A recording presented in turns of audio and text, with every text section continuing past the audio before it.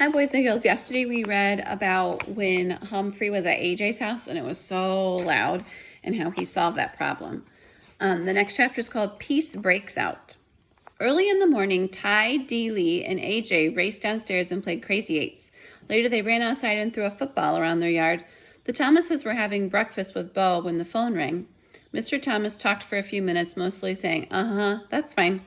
When he hung up, he told Mrs. Thomas, "We're going to have a visitor, but don't tell Anthony James." Ooh, a mystery. I like mysteries because they're fun to solve.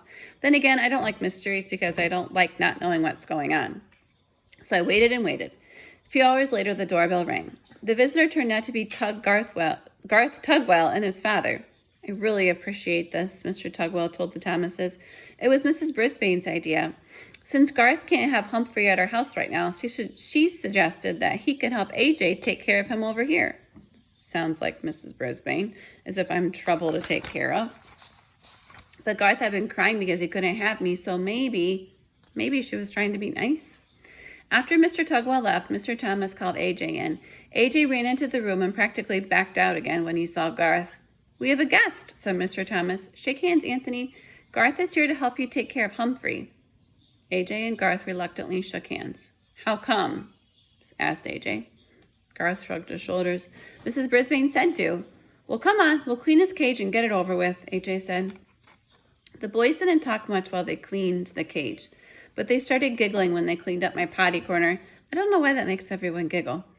After they stopped giggling, they just started talking and kidding around. They decided to let me out of the cage. They took an old set of blocks from Dee Dee's room and built me a huge maze. Oh, I love mazes. When we were all tired of that game, AJ offered to teach Garth to play Crazy Eights, and then Ty and Dee Dee joined them in a game of Go Fish. Nobody mentioned the TV. Nobody shot any rubber bands. Later that afternoon, the kids were outside playing football. I was fast asleep when Mrs. Thomas came into the den with a broom and started sweeping. A minute later, Mr. Thomas entered. "What are you doing, hon?" "What does it look like? I'm sweeping. You know all the snacks we do in here makes a real mess on the floor," she said. "Bo's asleep?" her father asked. "Uh-huh." Mr. Thomas walked over to his wife and took the broom away from her. "Then you sit down and rest a spell, hon. I'll sweep. Go on, don't argue." Mrs. Thomas smiled and thanked him and sat down on the couch.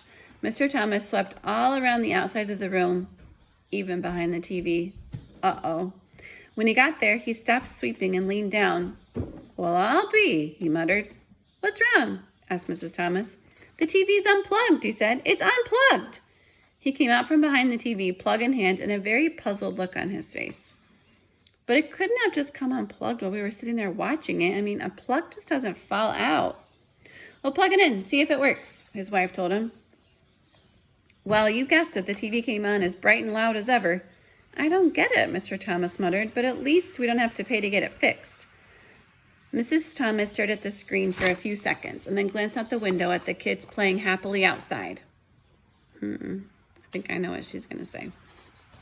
"Charlie, why don't you keep it unplugged for a couple more days?" she asked. "We just won't tell the kids." Mr. Thomas grinned, and then he bent down and unplugged the TV. "Couldn't hurt," he said.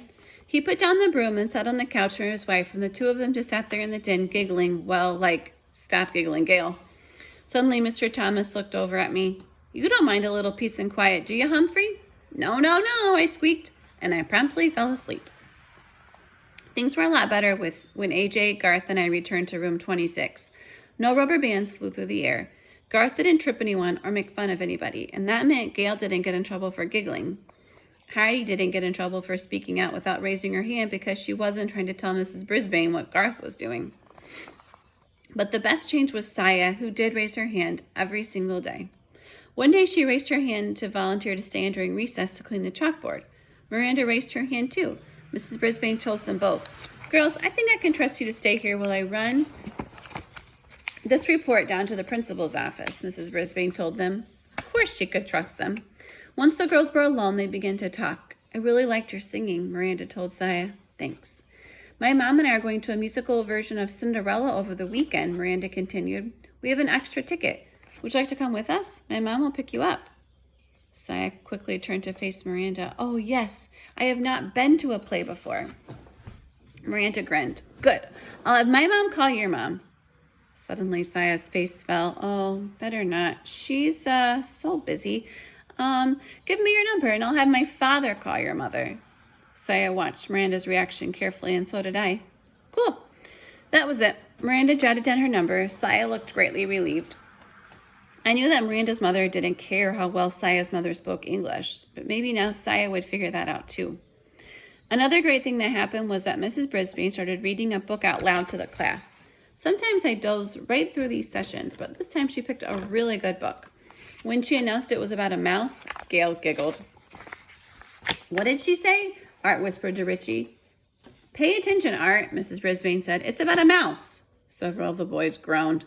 Baby stuff, they muttered. We'll see, Mrs. Brisbane told them. She started to read, and oh, what a tale it was. All about mice no bigger than I who were great warriors. I was longing to put on some armor myself by the time she stopped reading. Continue tomorrow, she announced as she stuck a bookmark in place and closed the book. Tomorrow? This woman truly has a mean streak. She proved it again and again. I wish I could have sneaked out of my cage to finish that book. But she's so mean. She stuck it in her desk drawer, the one she locks with a key. Grr. The weekend came around quickly, though, and I went home with Richie. I'm still not quite sure how many people actually live at the Rinaldi's house because there were always so many people coming and going. Aunts, uncles, cousins, grandparents, neighbors. One meal seemed to flow right into the next, and Richie's mom was very generous with treats. I'll tell you one thing. You could never be lonely or hungry at the Rinaldi's house. And on Sunday afternoon, guess who showed up? Remember Richie's uncle? That's right, Aldo Amato. This time my buddy Aldo was not lonely because he brought along his girlfriend Maria to meet the family. She was a very nice lady who wore her long hair piled high on her head. She was dressed in bright red from head to toe. Red earrings, red sweater, red skirt, and red shoes. I think red is a very happy color.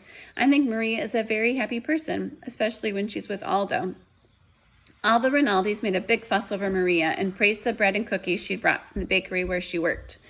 After all this commotion, when their arrival died down, I heard Aldo tell Maria, now there's someone really important I want you to meet. And he introduced her to me. Believe it or not, Humphrey is one of my best friends, he told her. And he was my very first friend I told you about. Well, then I'm honored to meet you, Humphrey, Maria said, smiling down at me. The pleasure's all mine, I squeaked. See, he likes you, said Aldo. And indeed I did. The world seemed like a pretty nice place for a handsome young hamster like me, I can tell you. I was sitting on top of the world when I returned to room 26 on Monday, but I just about toppled off when Mrs. Brisbane made an alarming announcement. Class, as you know, this will be a short week due to Thanksgiving, she said, and that means Humphrey will need a home for 4 days instead of 2. Now, who wants to volunteer? You won't believe what I'm going to say. Not one hand went up. I actually fell off my wheel. Mrs. Brisbane was surprised too. No one? She asked. Heidi, don't you want to take Humphrey home? Oh, yes, but we're going to my grandma's house for Thanksgiving, she exclaimed. Art, well, didn't you want Humphrey last week? Mrs. Brisbane asked. Yeah, but we're having all my relatives for Thanksgiving, and my mom says it wouldn't be a good time, Art explained. And so it went. Every single classmate had big plans for Thanksgiving, plans that didn't include having an extra hamster around. I was worried. I didn't want to spend 4 days alone in room 26. I worried all day Monday. I worried all day Tuesday. I worried even more on Wednesday. By the end of the day, Principal Morales stopped by to give Mrs. Brisbane an envelope. I think it was her paycheck because she was especially glad to see him. I have a huge favor to ask, she said. Sure, Sue, what is it? Asked Principal Morales. He wore a tie with little turkeys all over it. Could you possibly take Humphrey home for the weekend? I had my paws crossed that he'd say yes, but Principal Morales didn't even smile. Oh, Sue, I'd love to, but we're going out of town for the holiday, he told her. Another time I'd love to. Another time wouldn't matter. I needed a place to go now. After the principal left, Mrs. Brisbane sighed and began gathering up her papers, and then she turned to me. Well, Humphrey, looks like you're going home with me for Thanksgiving, she said grimly. My fate was sealed. I was going to the home of the woman who once vowed to get rid of me for 4 whole days, and frankly, I was worried I'd never come back. Tip 12. If you must leave your hamster with a caretaker, make sure that it's someone you know and trust. We'll have to find out on Monday what Mrs. Brisbane's house is like. Be interesting. All right, have a great weekend. Bye.